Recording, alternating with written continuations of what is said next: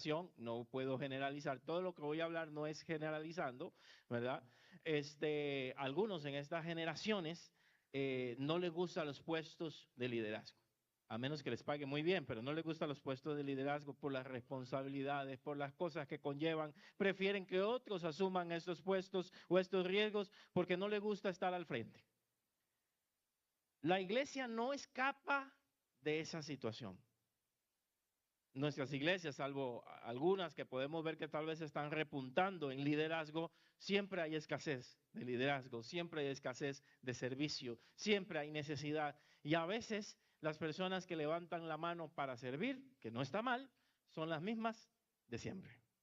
La misma de siempre, la misma de siempre. Y llega esto a un agotamiento de las personas que por muchos años han estado al frente y no hay quien le releve, ni hay quien le apoye, ni hay quien le ayude y siente que debe de seguir porque no hay nadie, ¿verdad?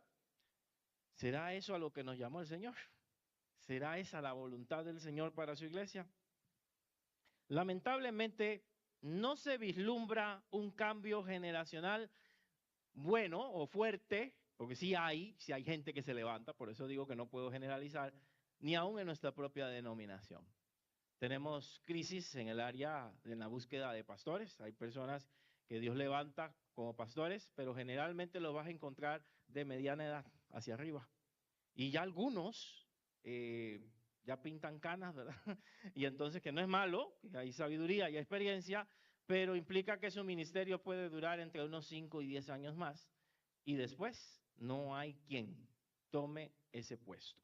Esas es las características que estamos viviendo, por lo menos de forma general en nuestras iglesias. No solamente la centroamericana, está sucediendo en muchas otras denominaciones. La gente no quiere estudiar para ser pastor porque hay carreras que pagan mejor, hay carreras que no se sufre tanto, no quieren tener problemas con las personas, quieren llegar a una iglesia, pero no estar al frente por lo complicado que es. Y ya no se vuelve algo atractivo para las nuevas generaciones. Es más, también hay esta crisis de vocación en la iglesia católica. Y hay gente que no quiere ser padre y no hay tantos estudiantes en los seminarios. Es una crisis a nivel mundial en el tema del liderazgo y más en el área espiritual. Son pocos los jóvenes que se levantan y dicen yo quiero ser pastor, yo quiero ser misionero. No es como años atrás donde había mucho auge de gente que quería servir con costo. Tenemos maestros de escuela dominical con costo, ¿verdad? A veces los jóvenes son los que toman esta parte de la alabanza y la música en la mayoría de las iglesias, pero de ahí a veces no pasan a otro tipo de ministerio. Vuelvo y repito, estoy haciendo algo muy general. Habrán excepciones y tendremos jóvenes, y tengo jóvenes algunos que uno dice, aquí hay algunos prospectos, pero no son en grandes cantidades, son contados con los dedos de nuestras manos. Para ilustrar esta enseñanza en esta mañana, quiero usar la imagen de lo que es un semillero, ¿verdad? Y es lo que hemos estado tratando de hablar o la temática que es el semillero de Dios. Y necesito que usted me dé algunas ideas. Aquí hay algunas hermanas que le gusta la jardinería, ¿sí? Que tienen plantitas en su casa. Hay algunas aquí. Levanten la mano a ver quién. Casi la mayoría de las mujeres tienen esa tendencia, ¿verdad? En caso de mi familia somos una excepción. A mí es que me gustan las plantas, a ella le gustan las plantas, pero yo soy el que las atiendo, ¿verdad? Entonces es al revés, es extraño. Bueno, ¿qué necesitaríamos nosotros, hermanos, si queremos hacer un semillero o un almácigo donde vamos a sembrar algunas plantitas? Díganme ustedes, ¿qué cosas yo ocuparía? Digamos que yo quiero sembrar algo o sembrar algunas plantitas. ¿Qué necesito? ¿Qué necesito?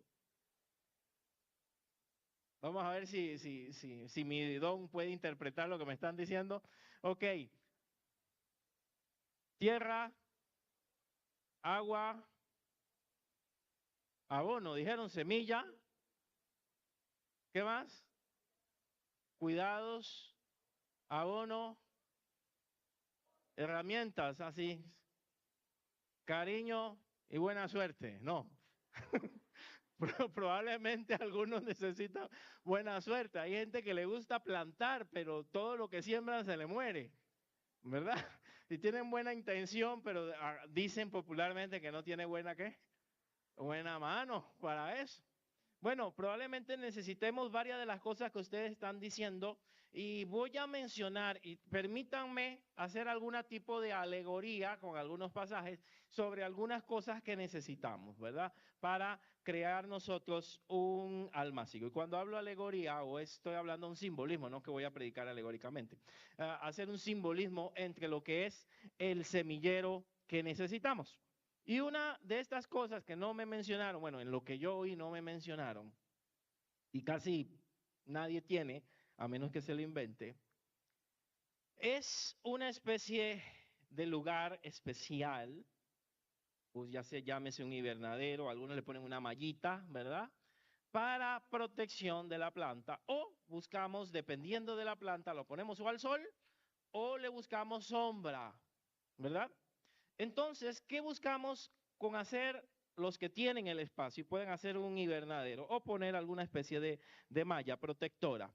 Están buscando crear una protección y crear un microambiente donde la planta pueda crecer con toda tranquilidad y con toda seguridad y que no reciba más del sol suficiente y que no reciba más del agua suficiente. Entonces estamos controlando el ambiente, ¿verdad?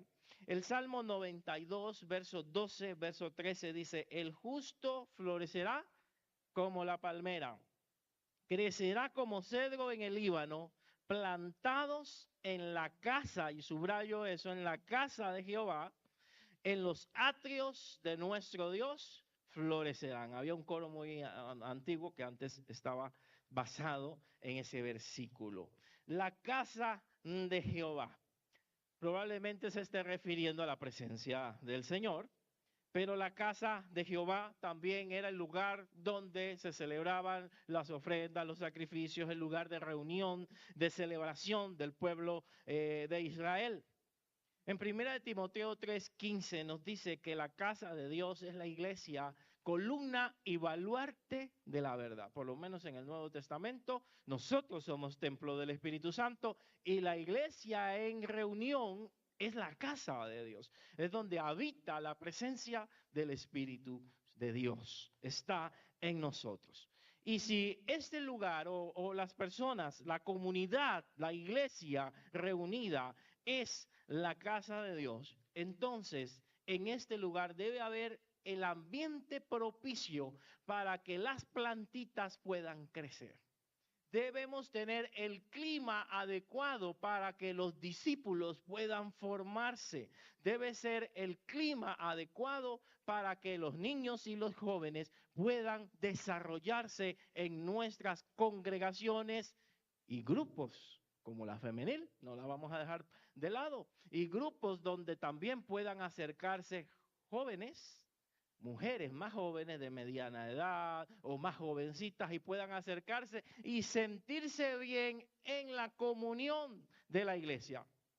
De alguna manera, esto no ha sucedido en todos los casos. Tenemos unas separaciones bien drásticas, como dice el pastor Luis Cervoso, unas separaciones bien drásticas entre jóvenes y adultos, ¿verdad? Es más, ellos tienen sus actividades aparte, separadas de los adultos, como si le vamos a pegar algo, ¿verdad? Y las damas, pensamos en damas de ciertas edades y algunas muy más jóvenes no aparecen o no se reúnen por diversas causas. Podemos hacer un análisis que tal vez los temas pueda ser que no les agraden y demás, pero hay una especie de separación la cual no debería existir en el pueblo de Dios. La Biblia dice que las mujeres, hasta más ancianas, deben enseñar a las más jóvenes la conducta, la moral, pero probablemente no hay esos espacios y habrán algunas jóvenes que dirán, no necesito saber. Espero que eso no suceda. Pero en la iglesia se debe crear un microambiente donde puedan crecer las plantas, donde puedan crecer los discípulos, donde puedan crecer los jóvenes, donde puedan crecer los nietos, donde se puedan sentir bien y no excluidos. Nosotros también, hablando como iglesia local, nosotros tenemos nuestras divisiones de clases, ¿verdad? Pero en el caso de los jóvenes decidimos que una vez al mes estén todos juntos, toda la iglesia junta. ¿Por qué?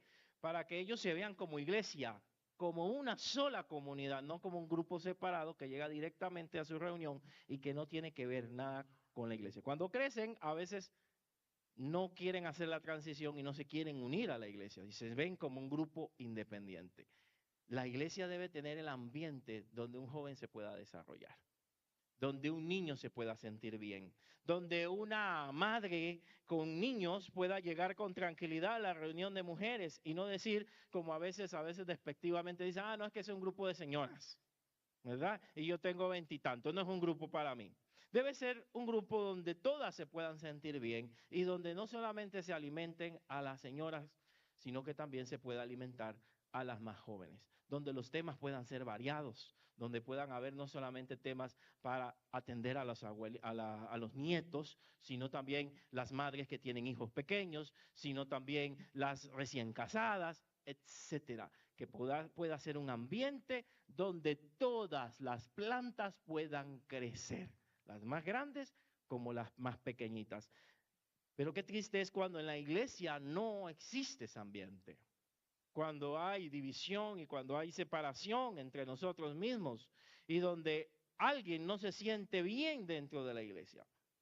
En una congregación X, que no le voy a decir cuál es, ¿verdad? Una persona pensaba 1000 veces llevar una visita a la iglesia.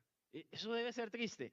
Yo no sé si invitar a mi amigo a la iglesia porque no sé si se vaya a sentir bien en la iglesia con las cosas que hacemos. ¿Cómo es posible?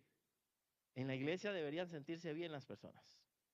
Deberían sentir que estamos en la casa del Señor, que estamos en una familia. Pero si yo tengo que pensar 3 veces para invitar a alguien a la reunión, es que algo no está bien. Uy, es que tal vez ahí el pastor se pone a hablar otras cosas, ¿verdad? Y como que qué vergüenza si llega alguien y le tiran una pedrada. Entonces no es un ambiente sano. Debemos crear ambientes sanos donde las personas puedan crecer. Crecer y florecer en la casa de Dios. Pero algo que ustedes mencionaron ahí muy, muy importante es la semilla.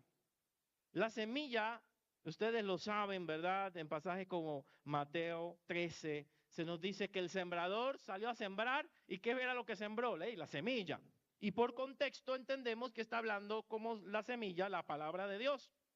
La palabra de Dios que fue sembrada en los corazones. En los últimos versículos del capítulo 13, Jesús explica la parábola a sus discípulos y dice que hay distintos tipos de corazones. Probablemente usted se lo sabe, ¿verdad? Hay unos corazones que hay unas semillas que caen ¿a dónde? En buena tierra es la que puse yo ahí, pero en espinos y cardos, ¿verdad? ¿A dónde cae? Junto al camino, ¿verdad? Y otra que no profundiza, sino que se queda ahí entre pedregales superficialmente, hablando de los tipos de personas que llegan a la congregación, que llegan a la iglesia, los corazones de las personas. Hay personas que son buena tierra y hay personas que no son buena tierra, pero la semilla es la misma, la palabra de Dios es la misma, pero no germina igual en las personas. Algunas profundizan y otros no. Y la minoría, ¿verdad? Una cuarta parte es la que persevera, es la que crece, es la que avanza. Entonces, si nosotros queremos trabajar con nuevas generaciones, necesitamos sembrar ¿qué? La buena semilla de la palabra de Dios. No son ideologías, no son pensamientos, no es religiosidad, no es tradiciones. Lo que vamos a enseñar es la palabra de Dios a las generaciones. La semilla debe ser la palabra de Dios. Y cuando esta semilla entra en un buen corazón, en una buena tierra, la Escritura dice que la buena tierra es el que oye, entiende la palabra y da fruto y produce a 100, a 60, a 30 por uno. Tenemos 2 cosas para nuestro semillero. La primera es un espacio que hemos designado para él, protegido, para que puedan crecer las plantas. llámese invernadero o el espacio que usted escogió en su casita, ¿verdad? Protegido del sol, etcétera, para su planta. Tenemos ahora el elemento de la semilla. La semilla que va a ser la palabra de Dios que ha de ser sembrada en los corazones de las personas. Pero debemos hacer algo con esos corazones. Alguien dijo que había que abonar, ¿verdad? El sustrato. El sustrato debe ser enriquecido. Para eso hay abonos, para colocarle algunos minerales, algunos nutrientes que se necesitan para que esta tierra pueda producir, pueda la planta crecer de una manera correcta. No es que agarro tierra ahí nada más, la meto en un macetero, siembro la planta y listo. Algunas crecen así, otras necesitan una preparación mayor. ¿Qué nos dice 2 de Timoteo 3, 14 al 15? Pero persiste tú en lo que has aprendido y te persuadiste, sabiendo de quién has aprendido y que desde, subrayo, ¿desde cuándo? Desde la niñez has sabido las sagradas escrituras, las cuales te pueden hacer sabio para salvación por la fe que es en Cristo Jesús. Leamos con cuidado. Nos está hablando de Timoteo. Y nos dice que Timoteo, él había aprendido y se había persuadido y que tenía que poner en práctica lo que había aprendido, sabiendo de quién lo ha aprendido. Primeramente, Pablo lo estaba discipulando. Pablo estaba trabajando con él, aunque ya era un joven adulto, por así decirlo. Pablo lo tenía como discípulo y estaba trabajando con él. Timoteo era un joven pastor, atendiendo la iglesia de Éfeso, pero tenía sus deficiencias también por ser joven y necesitaba el apoyo de alguien más, con mayor conocimiento, con más experiencia. Hoy le llaman ahora en el boom de la sociedad mentoría, ¿verdad? Necesitamos un mentoraje, necesitamos a alguien de mentor, pero ya la Biblia lo tenía. Es alguien que puede apoyar a otro que está empezando en su trabajo o en este caso en la fe, lo que llamamos nosotros discipulado. O aun cuando ya esté sirviendo, alguien que esté apoyando a esta persona nueva. Pero tú persiste en lo que has aprendido y te persuadiste sabiendo de quién has aprendido. Pablo fue uno de los que sembró, pero hay otra persona acá. Y que, ¿desde cuándo? Desde la niñez has sabido las sagradas escrituras, las cuales te pueden hacer sabio. ¿Cuándo se sembró en el corazón de Timoteo? ¿A qué edad? Desde la niñez. En la etapa de la niñez es donde podemos formar muchos discípulos.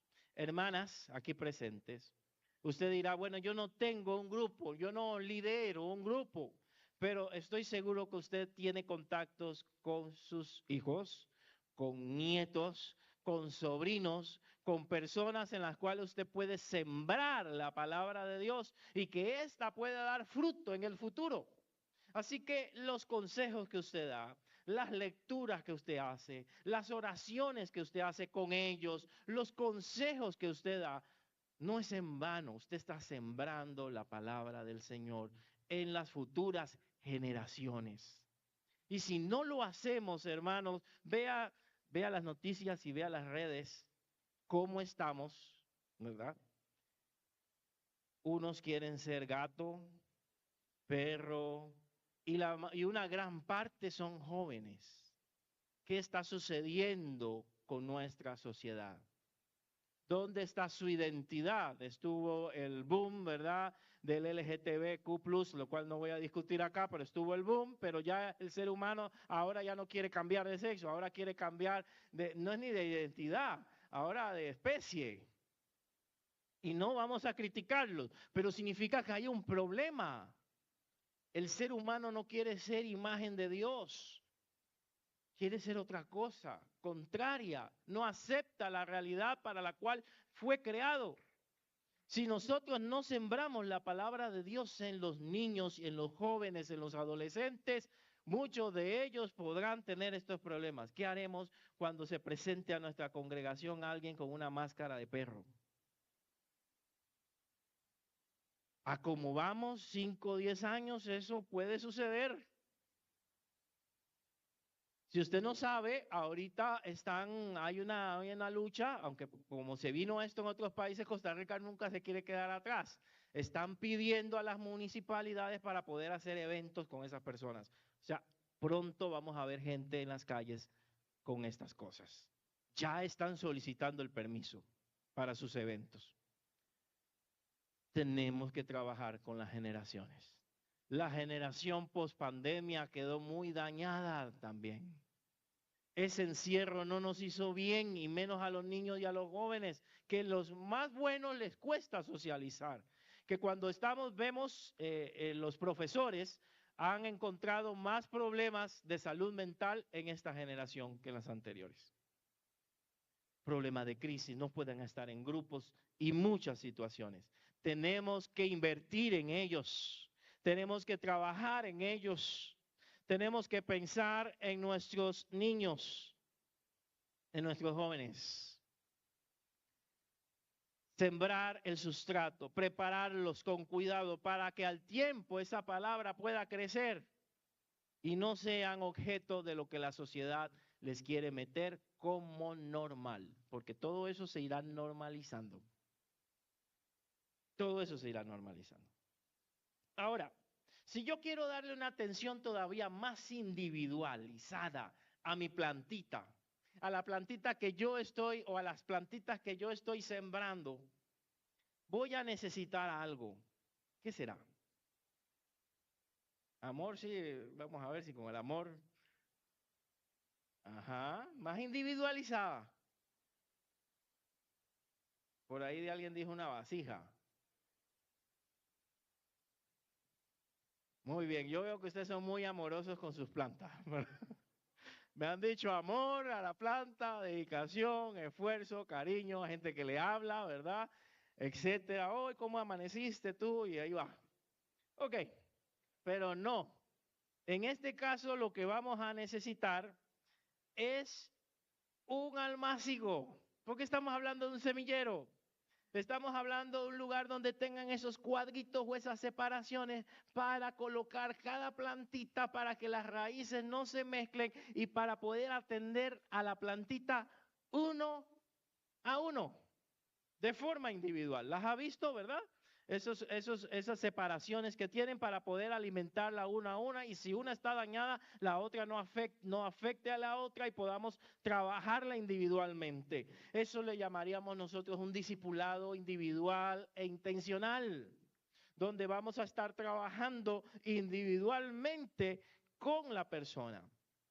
Ahora que de casualidad ya no sé, dejó una lista por ahí. Creo que en la iglesia de Cartago vi una lista muy grande donde muchos decían que trabajaban en discipulado, líder de discipulado, trabajo en discipulado. Eso me llamó muchísimo la atención, positivamente, porque somos llamados a ser discípulos. Y el discipulado no puede ser masivo, tiene que ser uno a uno para que funcione. Podemos dar clases masivas a 3 o 4 personas, pero al final la atención tiene que ser individual, como cuando atendemos la plantita de forma individual y colocamos otra a la par y otra a la par, pero tal vez esta necesita agua y esta va a necesitar más abono y esta necesita tal vez quitarle un bichito que se le colocó. Cada una va a recibir una atención individualizada. Segunda de Timoteo 1:5 dice, trayendo a la memoria la fe no fingida que haya en ti, la cual habitó primero, ¿en quién? En tu abuela Loida y en tu madre Eunice, y luego ¿a quién se le trasplantó? A Timoteo. Y estoy seguro que en ti también. Esa fe que tenía tu abuela fue transmitida a tu madre y luego a ti. Estoy seguro que esa fe ha sido trasplantada. Y eso no fue de casualidad. Ese fue el trabajo que hizo una abuela. El trabajo de una madre sobre su hija y de una hija sobre su hijo. Y ninguna de ellas fue pastora o fue líder, por lo que vemos en la escritura, no se nos menciona. Pero el trabajo que hicieron con la tercera generación sirvió para formar un siervo de Dios. Los siervos de Dios no se forman solamente, o mejor dicho, no se forman en los seminarios. Los siervos de Dios no se forman en los institutos bíblicos. Se forman en la casa, con la abuela, con la madre y, ¿por qué no?, con el padre, que estamos hablando de mujeres, pero el padre. El padre de Timoteo, ausente. Por lo que se ve en las escrituras en Hechos, era un hombre griego, y al decir griego significa que no era profesante de la fe judía y menos la cristiana. Ausente, pero estuvo su abuela y estuvo su madre.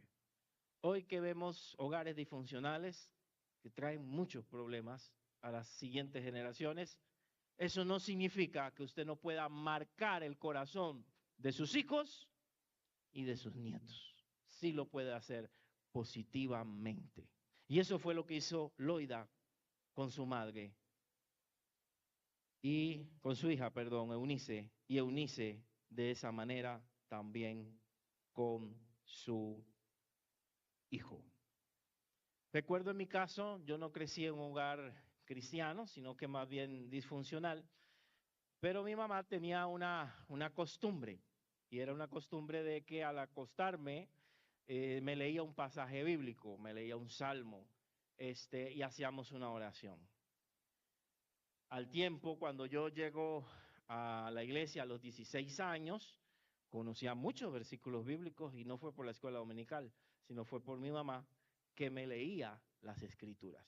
Y estoy seguro que esa influencia me llevó a entregar mi vida a Jesucristo. Lo que usted haga por sus hijos y lo que usted siembre va a tocar las siguientes generaciones. Y voy con la cuarta, aunque no crea, la cuarta sería la última, pero me extenderé con una cosa más.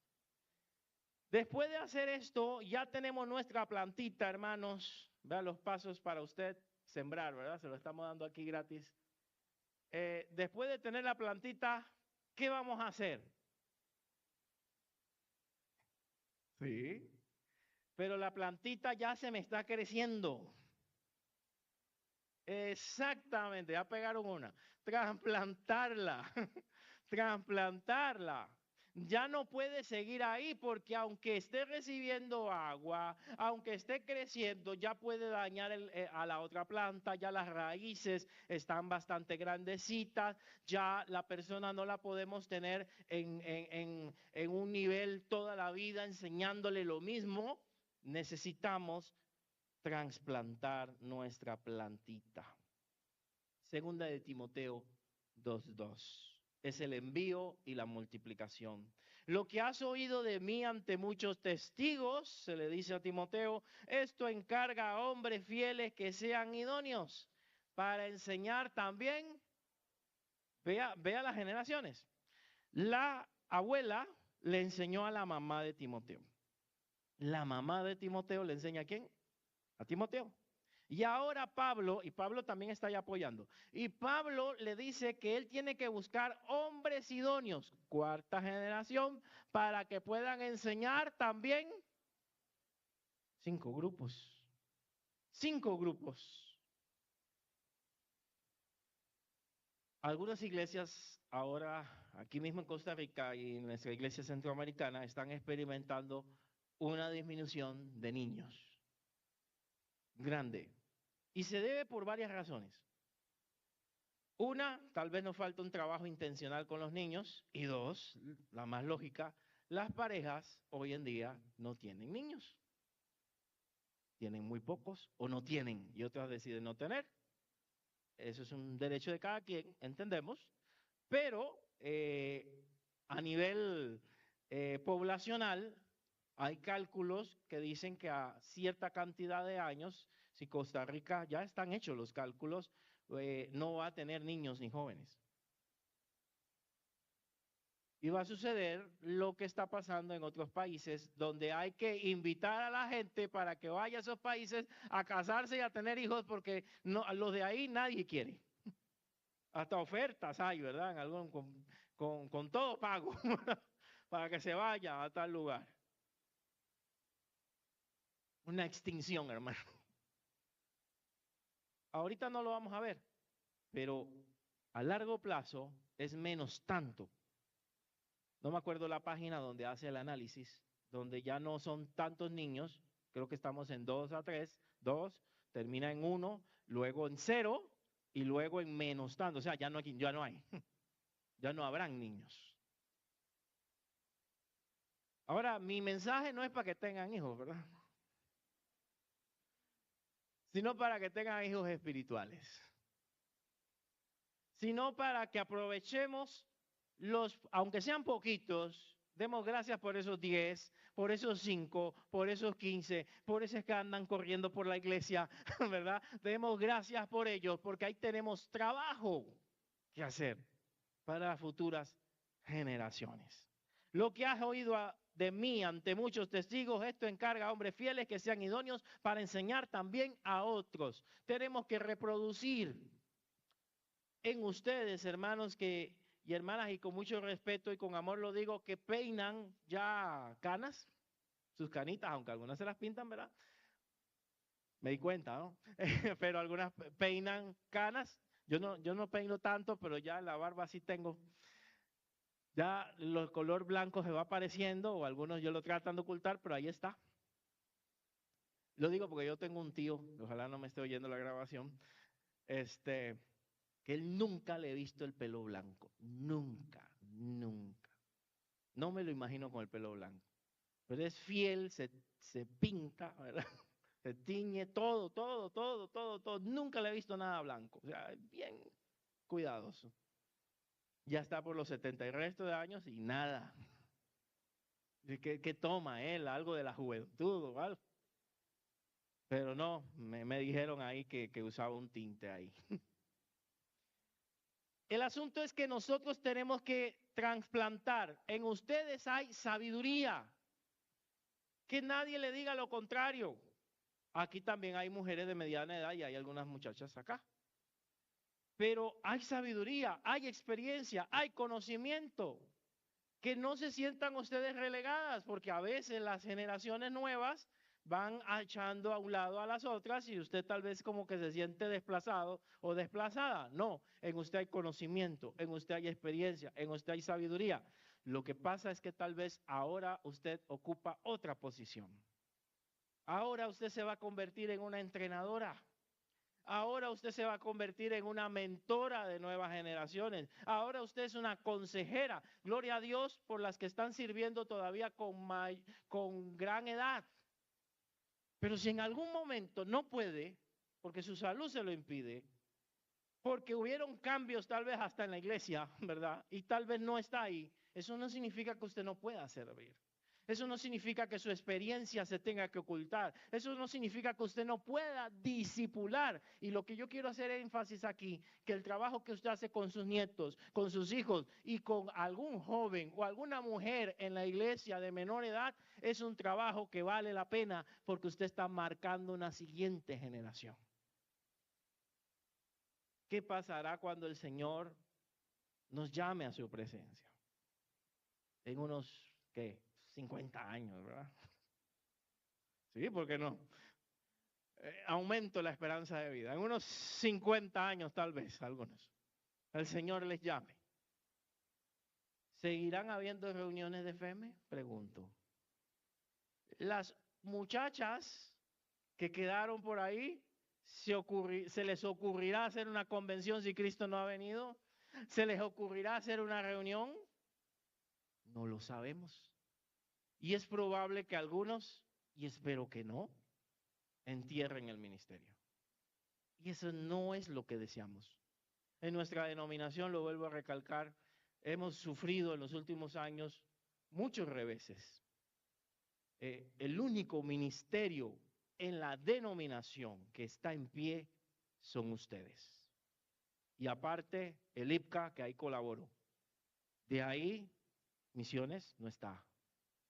Jóvenes no está. Niños no está. Y otros no están. Solo FEME ha quedado haciendo actividades. Lo demás, sí hacemos actividades, pero esfuerzo de iglesias locales, esfuerzo de algunas regiones como Alajuela y Heredia que hacen un campamento, Nicoya que hace otro por allá para jóvenes, algunos que hacen campamento de niños, que tienen actividades individuales, pero a nivel nacional, solo FEME ha quedado. Y sentí traerles este mensaje para que ustedes no dejen morir esto, para que ustedes pasen la estafeta a la siguiente generación. Y quiero ir cerrando, aunque no lo crea, que allá de media hora y media, pero voy a hacerlo en menos. Con un ejemplo. Sé que no es un hombre, pero a veces los malos ejemplos lastimosamente están en los hombres, ¿verdad? Entonces, siéntase bien que voy a poner un ejemplo de un hombre. Y tenemos un hombre muy interesante que se llama Josué. Josué, la Biblia nos dice que Josué, hay mucho que hablar de él, pero solo voy a decir 3 cosas, o una cuarta. Josué prácticamente fue un discípulo ¿de quién? De Moisés. Mientras que Moisés hablaba con Jehová cara a cara, Éxodo 33:11, como habla cualquiera su compañero cuando iba al tabernáculo, al campamento, y él volvía al campamento, pero hay un pero un pero positivo. El joven Josué, hijo de Nun, su servidor, nunca se apartaba de en medio del tabernáculo. Sí, porque quería buscar del Señor, pero estaba muy cerca de su maestro Moisés. Estaba ahí. Y todavía aquí no es tomado en cuenta para ser su sucesor. Pero ahí estaba él, Josué, cerca de Moisés, yendo para donde él iba, caminando con él. ¿Quién te sigue? ¿Quién está detrás tuyo? ¿Qué hermana te sigue? ¿Qué hermana te busca? ¿Quién de tus nietos o hijos te sigue? Esos son tus discípulos. Y si nadie te sigue, la idea es que salgas con un reto. Nadie me sigue, ni el perro me sigue, ¿verdad? Ni Firulais me sigue. Alguien tiene que seguirnos. Tenemos que mirar atrás y ver a alguien ahí, mira qué hace detrás mío. No dé gracias que está detrás de usted. Quiere aprender algo, quiere entender algo. ¿Quién nos sigue? Ahí está Josué, siguiendo a Moisés. En su momento lo mandaron como espía, ¿verdad? Con otros 12. Y Josué resalta por su fe y positivismo. Era el único que no habló mal de la tierra junto con Caleb. Mientras que todos vinieron renegando. Y Dios se enoja y dice que esa generación, una generación perdida, esa generación no entraría, a excepción de Josué y Caleb. Morirían en el desierto. Pero Moisés hizo algo, hermanos. Moisés le dio espacio. Moisés le dio espacio a Josué. Y dijo Moisés a Josué, escógenos varones, sal a pelear contra Amalek mañana, y yo estaré sobre la cumbre del collado, y la vara de Dios en mi mano. E hizo Josué como le dijo Moisés.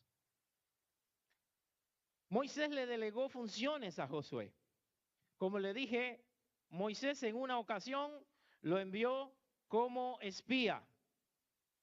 Josué en otra ocasión le dice a él que pelee contra Amalek. Que pelee contra Amalek. Ahí el versículo no me apareció. Eso es en Éxodo 17, si no me equivoco, versículo 10, por lo que están apuntando.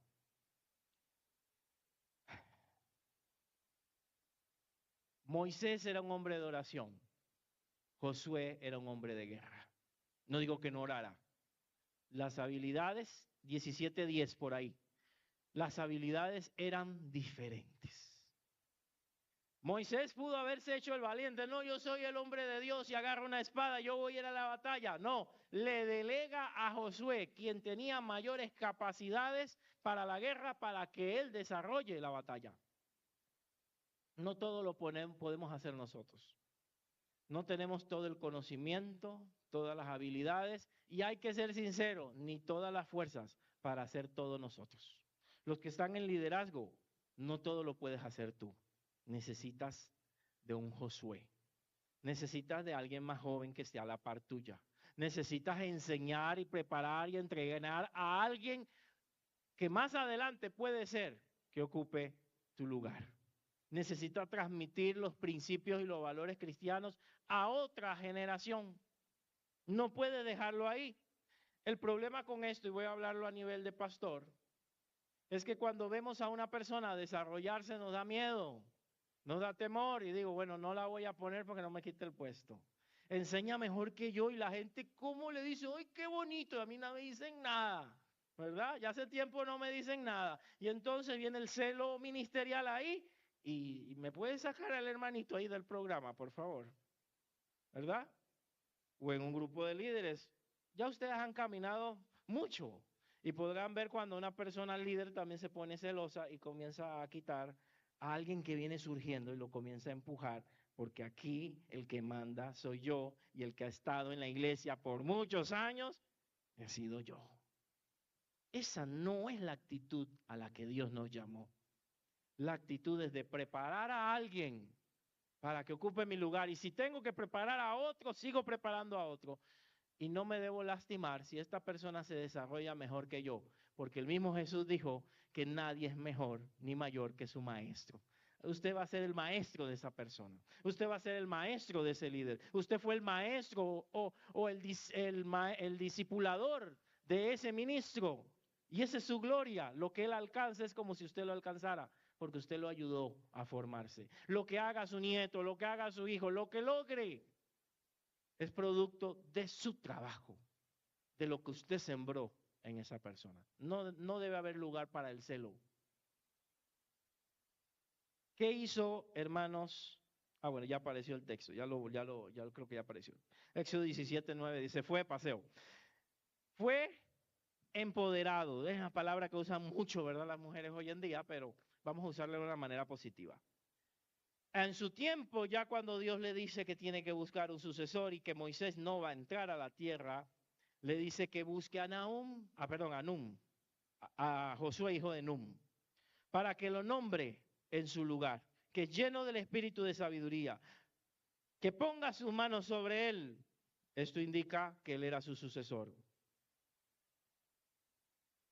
¿Qué está haciendo con él? Empoderándolo en el buen sentido de la palabra. ¿Qué tal? A veces nosotros, me incluyo, le digo a una persona, hermano, usted puede encargarse ahí de la puerta, ¿verdad? Por decir algo. Y está el hermano en la puerta y nadie le obedece. Le pasan por encima. Es que el pastor me puso. Sí, jaja. Tienes que agarrarlo y decirle, hermano, el hermano fulano de tal, ahora va a ser que el diácono va a estar encargado de esto y de lo otro, para que la gente lo respete, porque si no, no lo van a respetar. Así somos los seres humanos.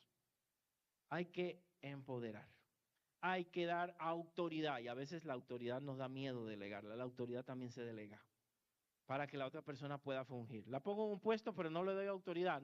No puedes hacer esto y esto y eso. Tienes que consultarme todo a mí. Y entonces, ¿qué hace ahí? Dele funciones para que decida. ¿Se equivocó? Corrígela. Tendrán que equivocarse. ¿Qué hacía Jesús con los discípulos? Los mandaba a evangelizar. ¿Quién sabe qué hacían? ¿Verdad? Cuando cometía errores los corregía. Pero él no los desechó, los seguía trabajando con ellos. Empoderar. Pero le tengo una mala noticia con la que voy a ir terminando. Ya veo ojos tristes. Dice, Jueces 2, 8 al 10. Sí, es que vienen de largo, yo entiendo. Pero murió Josué, hijo de Num. Se murió. Lo que no queremos ninguno de nosotros. Queremos vivir para siempre. Pero la muerte es una realidad. Se murió Josué, hijo de Num, siervo de Jehová, siendo de 110 años, y lo sepultaron en la heredad de Timnat Será, en el monte de Efraín, al norte del monte de Gaz. Y esto es lo que quiero que preste atención, toda aquella generación también fue reunida con sus padres. Y se levantó después de ellos otra generación que no conocía a Jehová ni la obra que él había hecho por Israel. La generación del libro de los jueces, que salvo por algún juez que Dios levantaba, todo era caótico y anarquía. Cada uno hacía lo que bien le parecía, porque no había un líder, no había un rey. Exactamente, para cubrir esa necesidad. ¿Pero qué falló ahí? El texto no lo dice claramente, pero vamos a ver si usted lo captó. Exactamente. No sembró la semilla en la siguiente generación. Moisés la sembró en él y Moisés hasta formó ancianos y jueces para que le ayudaran con el trabajo y buscó un sucesor para que Israel pudiera seguir adelante. Pero Josué, no sé qué le pasó, tal vez no había, no sé, no lo quiero juzgar, pobrecito, pero Josué fue un buen hombre, fue un siervo de Dios, pero no dejó una generación que buscara a Dios. Y esa generación prácticamente, salvo ciertos individuos, se perdió. ¿Qué tiene que ver esto con nosotros? Nosotros no podemos dejar perder las generaciones en nuestras congregaciones y en nuestras iglesias. Bien, genial por las iglesias, que sé que hay algunas acá rebosantes de jóvenes, pero no es el caso de todas. Genial por los grupos femeniles donde vemos personas de mediana edad hasta 30, 20, pero no es el caso de todas. Tenemos que hacer algo para que su sabiduría y su experiencia se traspase a la siguiente generación y FEME no muera, sino que se renueve con el tiempo. Somos llamados a generar un cambio generacional, a transmitir la fe y los valores cristianos a las nuevas generaciones. Antes de concluir, unas hermanas, una a la vez, que me diga algo que haya aprendido, algo que haya aprendido de lo que hemos hablado hoy. Una cosa, por lo menos. Bueno. La importancia del discipulado. Me captó. ¿Qué más? Eso es todo. Sembrar la semilla. ¿En quiénes? En la familia, en las nuevas generaciones. Todavía pueden apoyar, todavía pueden influenciar sobre las futuras generaciones. Gracias por las mujeres de mediana edad y por las jóvenes que están acá en esta actividad. Mi Dios, porque tenemos esperanza de que las generaciones puedan seguir adelante, no con un evento, sino con un ministerio de mujeres.